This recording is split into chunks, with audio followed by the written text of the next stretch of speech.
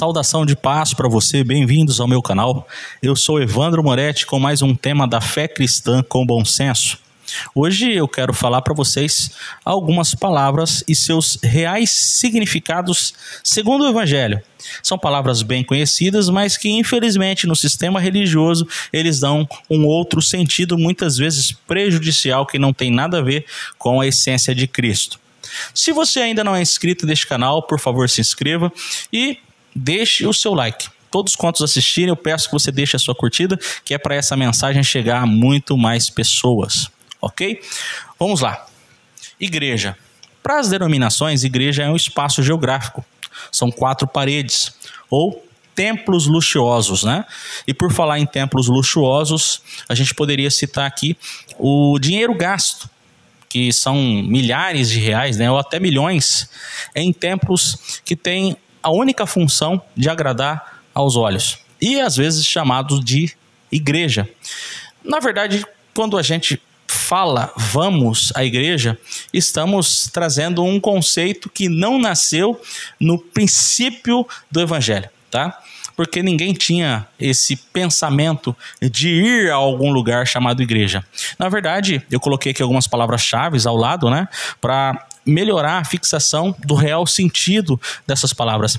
Igreja nunca foi prédio, igreja sempre foi gente, ajuntamento de pessoas. Não um ajuntamento geográfico propriamente dito, mas um ajuntamento de pessoas com os mesmos ideais.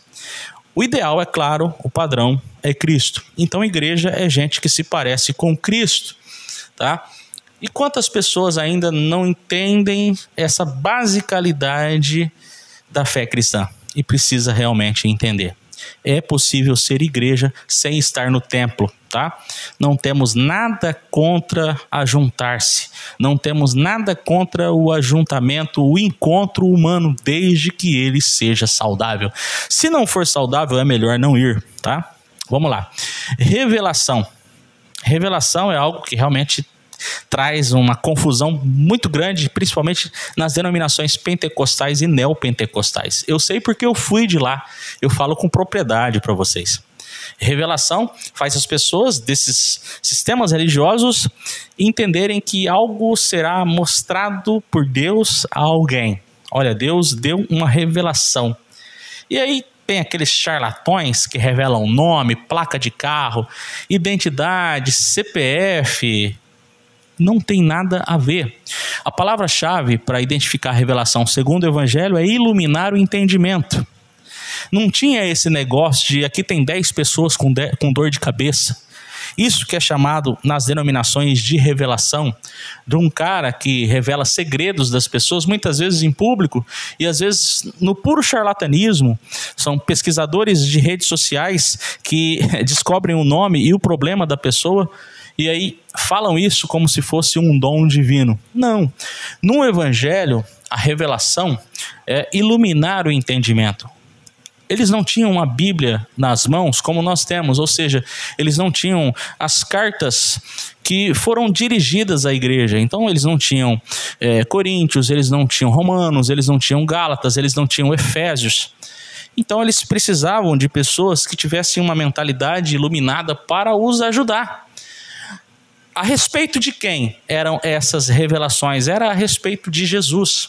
Alguém que trazia uma iluminação no entendimento de todos, algo que eles ainda não tinham percebido, principalmente referente ao significado de Jesus, ao propósito de Jesus, à missão de Jesus, à vida de Jesus, aos ensinos de Jesus. Eles traziam clareza. Isso que é revelação, que uma pessoa poderia ter iluminada pelo próprio Espírito de Deus ali, ou com a ajuda de um irmão que tinha essa iluminação e passava adiante, tá? E não tem nada a ver com os famosos reveladores da atualidade. Outra palavra aqui, muito mal interpretada, unção, tá? E tantas novas unções foram surgindo nas denominações, né? Teve a época até das unções dos animais. Você pode encontrar até vídeos na internet sobre isso. Gente que supostamente recebia a unção de se parecer com um bicho. Uma águia, um leão, um leopardo, coisa parecida. Horrível mesmo, vergonhoso. E não tem nada a ver. Unção é uma palavra que tem como palavra-chave capacidade.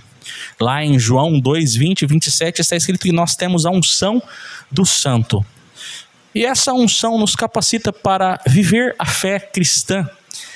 A unção está sobre todos aqueles que têm o amor de Deus sobre si. Todos aqueles que optaram em colocar em prática os ensinos de Cristo. Consciente ou inconscientemente, a unção de Deus está sobre pessoas que amam. Mas muita gente acredita que a unção é um poder sobrenatural que está na cabeça de uns, enquanto de outros não. E que principalmente aqueles que têm uma função de destaque são mais ungidos que os outros. Quantas vezes você já ouviu, por exemplo, um pastor dizer que ele era ungido do Senhor? E muitas vezes essa unção do Senhor trazia sobre aquele homem uma autoridade sobre o povo. E aí que entra o autoritarismo de mandar o povo fazer o que eles querem, de colocar regras que não tem nada a ver com o evangelho porque tinha a unção. Não, unção definitivamente não tem nada a ver com isso. Unção é só capacidade. E todos em Cristo temos, ok? E aí tem as palavras que estão ali em Efésios, né? Capítulo 4, versículo 11, né? Que ele mesmo deu o dom, uns para apóstolos, outros para profetas, outros para evangelistas, outros para pastores e doutores. Isso traz muita confusão, porque o povo transformou isso em cargo, em função denominacional, tá? E eu quero trazer para vocês hoje aqui o real significado dessas palavras. O cara que chega dizendo hoje, eu sou um apóstolo, ele não tem nada a ver com aquilo que de fato é o apostolado, conforme a inicialidade do termo ali no Novo Testamento, tá? A palavra apóstolo, ele tem como palavra-chave um enviado aprovado. Apóstolo é isso. Alguém que tivesse sido comprovadamente enviado por Cristo, com uma mensagem, com um modo de vida, com poder na divulgação do evangelho, ok? Mas hoje se transformou em o quê? Em um pai de alguma ideia que quer sobre si os direitos de obediência, da prestação de conta dos membros, dos fiéis. Muitas vezes ele alega ter uma autoridade divina, ele alega ser a cobertura espiritual dessa galera, tá?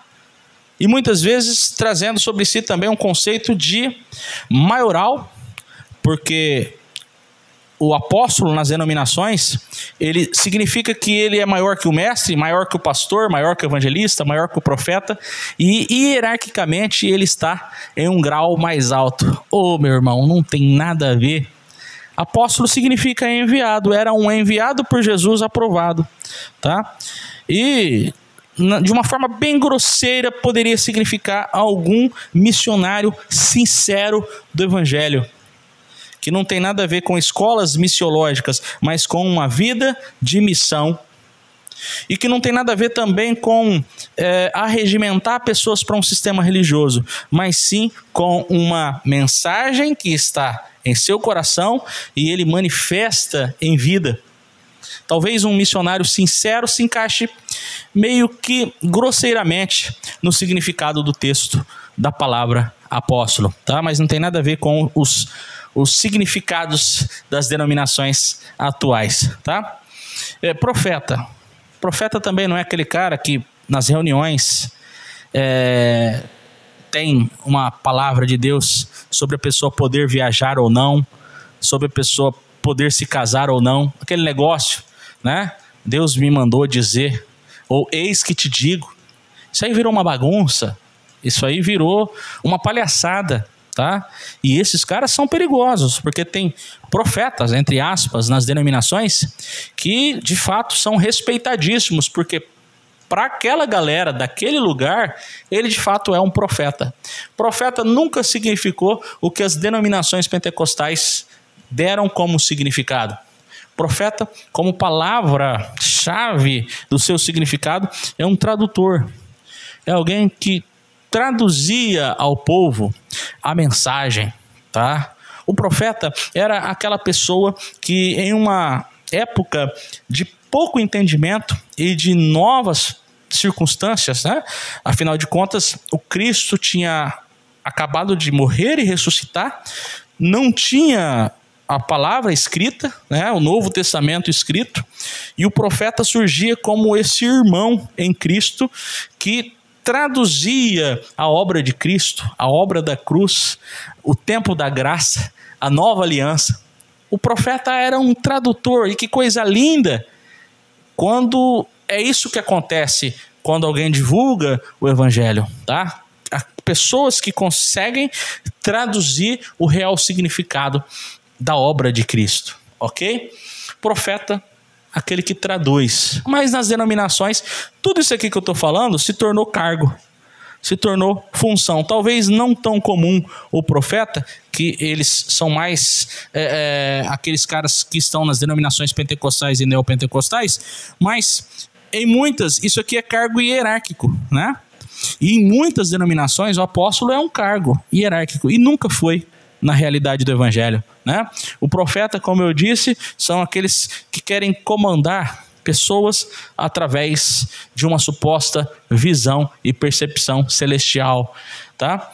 Evangelista também foi transformado em cargo. Eu também já fui um evangelista convencionado em uma denominação, só que o evangelista nunca foi um cargo convencionado. O evangelista, a palavra-chave é divulgação. O evangelista divulga o evangelho. O que é o evangelho? Boa notícia, tá? Não significa que o evangelista tenha alguma capacidade de oratória maior do que as outras pessoas, não. Só significa que ele tenha uma capacidade de iluminar onde chega. Ele divulga o evangelho, muitas vezes sem falar do evangelho. O modo de vida do evangelista ilumina. O modo de vida do evangelista divulga a mensagem do evangelho. E as denominações transformaram o evangelista em o quê? Em um cargo convencionado, tá? Muitas vezes um cara que sai de denominação em denominação, carregando 2 ou 3 cantoras evangélicas, fazendo aquelas cruzadas, né? Ganhando para isso, e nunca teve esse significado na graça, tá? Pastor. O que é um pastor? É um cargo convencionado? É uma função hierárquica? Não. Pastor, a sua palavra-chave significa guiar com experiência. É alguém, principalmente baseado nos pastores de ovelha do mundo antigo, que eram homens experientes para mostrar o caminho. Eles não eram um caminho, mas como eles tinham a experiência do caminho, eles iam à frente. O pastor, segundo o evangelho, é um irmão mais velho, é um irmão mais experiente, é alguém que em amor ensina com a vida, ensina através da experiência e não propriamente como as denominações infelizmente traduzem, né? Que alguém que foi colocado a mão sobre a cabeça dele, algumas ainda mantêm o costume de espirrar óleo na testa do cara e dizer: a partir de hoje esse aqui é um pastor, a esposa dele é pastora. Não tem nada a ver. O pastor, ele é uma vocação para a vida e não um cargo denominacional, tá? O pastor, ele é aquela pessoa em que através da bondade, através da caridade, através da alegria, através da mansidão, ele traz sobre aqueles que estão começando as expectativas corretas em relação à fé cristã. O pastor consegue traduzir às pessoas o que a fé cristã de fato é. E sem precisar às vezes dizer uma palavra, ele traz pessoas para o caminho. E este caminho não é uma denominação, este caminho é um modo de vida alicerçado e baseado em Cristo, ok? Então, vocação do pastorado não tem nada a ver com o cargo pastoral.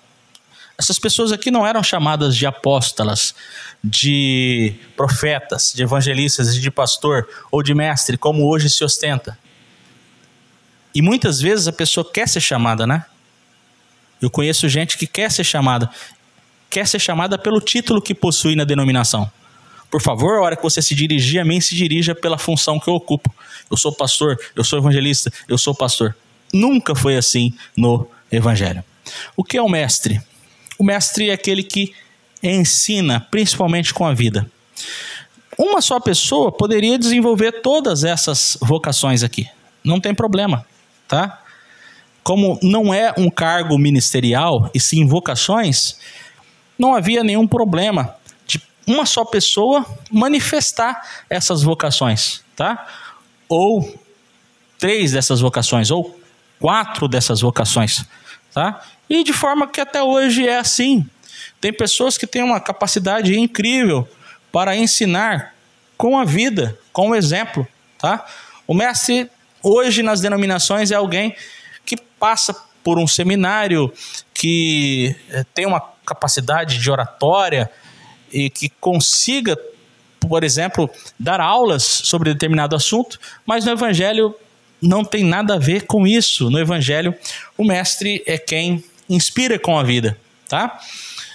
Todas essas palavras aqui, elas são apresentadas nas denominações, e eu poderia citar muitas e muitas outras palavras, mas o tempo é escasso, né? Eu não quero fazer vídeos longos, mas todas essas palavras aqui, elas são apresentadas dentro da denominação com sentidos totalmente opostos. A gente tem trazido, não somente eu, né? Eu falo no plural porque tem vários outros irmãos fazendo a mesma coisa hoje, usando a internet para isso. Temos tentado trazer o significado simples, sem confusão, do Evangelho. Muitas pessoas ainda estão tão impregnadas e tão acostumadas ao sistema religioso que quando ouvem uma aula como essa, um ensino como esse, se espantam, ficam perplexas, acreditando que somos hereges, acreditando que estamos tentando ressignificar o Evangelho. Quem deu um novo sentido que não é verdadeiro às palavras do Evangelho são os líderes religiosos, que em sua maioria ou estão ali ensinando e propagando de forma ignorante, ou até sabem que estão mentindo ao povo, mas não é interessante eles abrirem a verdade para a sua comunidade. De repente eles têm alguma coisa a perder com isso, ok? Então, que a gente aprenda a ser igreja de verdade. Entenda o sentido de palavras como igreja, revelação, unção, apóstolo, profeta, evangelista, pastor, mestre. E sigamos em frente com a verdade, ok? Gente, muito obrigado pela atenção de cada um de vocês. Vamos em frente com o Evangelho. Se você ainda não conhece os nossos cursos ou os nossos e-books, tá?